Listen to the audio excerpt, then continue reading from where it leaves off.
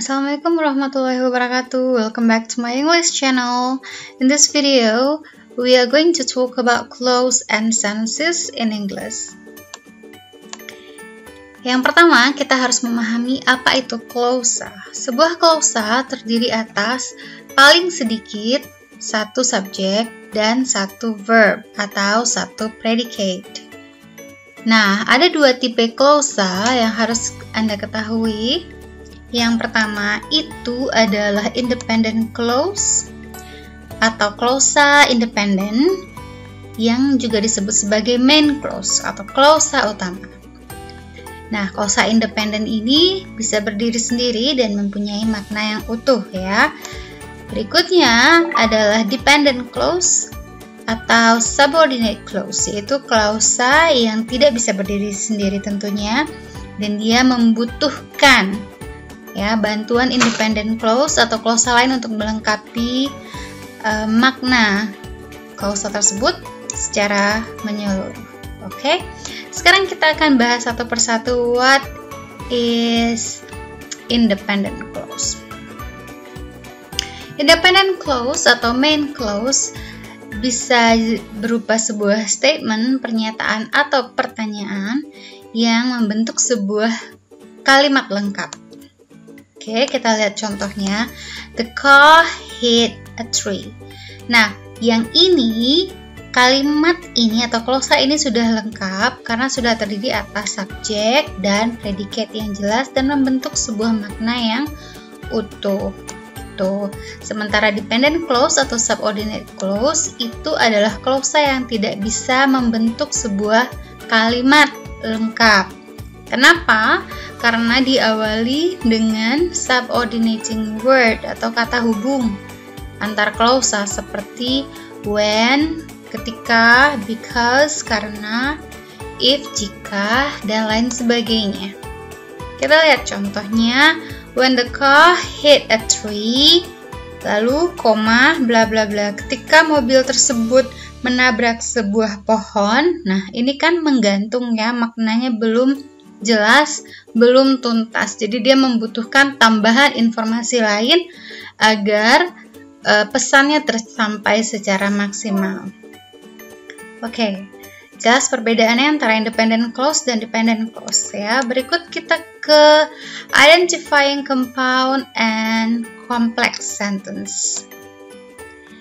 Compound sentence itu adalah sebuah kalimat yang terdiri atas dua klausa independen yang dihubungkan dengan coordinating conjunction atau kata hubung seperti and, dan, but, tapi, or, atau, so, dan sebagainya, dan juga dia memiliki koma atau semicolon. Semicolon itu titik koma ya. Kita lihat contoh. I may go to Bali next holiday or I may just stay at home.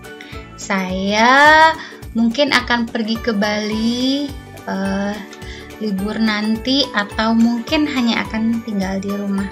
Nah, ini kalimat ini terdiri atas dua klausa independen ya yang sudah lengkap, tentunya ada subjek dan predicate pada masing-masing klausa tersebut dan dihubungkan oleh konektor, yaitu conjunction yang berupa coordinating conjunction ya. Sementara complex sentence dia adalah gabungan antara dependent clause dan independent clause. Jadi satu kalimat utuh, satu lagi tidak utuh. Nah, ketika dependent clause itu diletakkan sebelum independent clause, ya, jika dia diletakkan sebelum independent clause, maka dua klausa tersebut harus dipisahkan oleh sebuah koma. Or otherwise, jika sebaliknya, maka no comma is necessary, tidak perlu pakai koma. Kita lihat penjabarannya secara rinci. In the position of subordinate clause. Yang pertama tadi posisinya kita akan lihat jika dependent clause terletak setelah main clause ya, atau independent clause. I forgot the name of the girl whom I helped last year. Ini adalah sebuah kalimat lengkap dan berupa apa?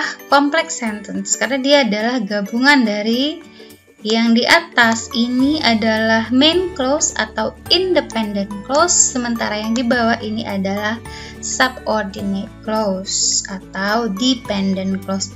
Nah, jika yang dependent ini yang diawali oleh kata hubung whom ini terletak setelah kalimat utama atau klausa utama, maka dia tidak memerlukan koma. Oke, dia menjadi satu kalimat seperti ini. Tapi di posisi kedua, jika letaknya sebelum the main clause seperti ini, before she went to bed last night, Alexa submitted her homework. Nah, ini yang di atas adalah subordinate clause. Karena dia berada di depan, maka untuk melanjutkan ke main clause ini kita harus taruh dulu koma. Jadi koma akan memisahkan antara subordinate clause dengan main clause atau independent clause dan dependent clause. Jadi jelas ini hanya masalah istilah ya. Berikutnya kita ke tipe yang ketiga. Oke. Kalau tadi posisinya sebelum, sesudah, sekarang interrupting the main clause. Bagaimana kalau dia dipecah? Contoh, my grandfather ini adalah main clause, lalu wrote a book about his experience. Ini juga adalah main clause, tapi ini dipecah antara subjeknya dan predicate-nya dipecah, lalu diinterupsi oleh subordinate clause.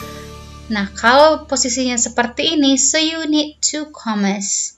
Kita perlu 2 koma yang memisahkan pertama antara subjek di main clause dengan subordinate clause, berikutnya antara subordinate clause dengan predicate dari sisa main clause tadi.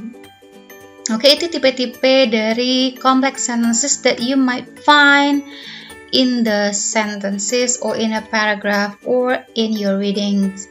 Jadi kadang-kadang kita bisa menemukan ketiga tipe complex sentence ini di dalam kalimat, dan kita juga harus bisa untuk memperkaya atau untuk meningkatkan kualitas tulisan kita juga harus bisa menggunakan compound and complex sentences in our writings secara benar, berikut dengan penggunaan koma. Karena penggunaan koma ini sama sekali bukan typo, karena dia berfungsi khusus ya, mewakili tipe-tipe kalimat.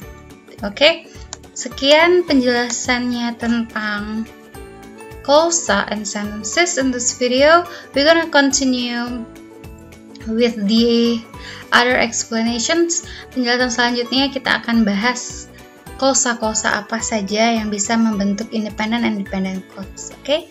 Assalamualaikum warahmatullahi wabarakatuh.